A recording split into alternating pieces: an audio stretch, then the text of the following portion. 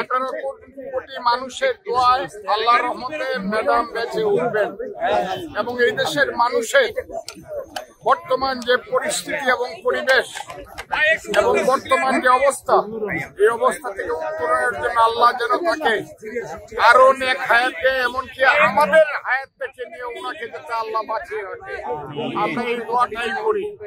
আমি মনে করি উনার মতো জনপ্রিয়, উনার মতো দায়িত্বশীল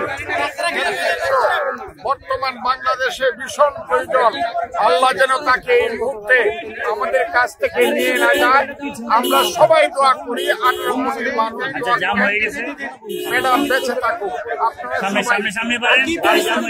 বাংলাদেশের সবচেয়ে গুরুত্বপূর্ণ এবং জনপ্রিয় ব্যক্তি। আজকে সরকার কি বললো না বললো এটা কিছু আসে না। আমার কাছে যে খবর আছে, ওনার কাছে তো আর কাউকে যেতে দেয় না, কিন্তু আমার কাছে যে ডাক্তার জাহিদ সাহেবের যে খবর আছে, আমি ওনার সঙ্গে কথা বলছি, উনি বলছেন যে আগের চেয়ে বেটার আছে। এই কথাটা উনি বলছেন। দলীয় নেতা কর্মীরা ওখানে যেতে পারছে না, আপনি আবেগ অনুভূতি এটাকে আপনি কিছুতেই, আমরা তো মানুষ, কারণ উনি তো আমাদের মানে জন্মদাত্রী মা না, কিন্তু সারা জাতির উনি মা, আমাদের মা।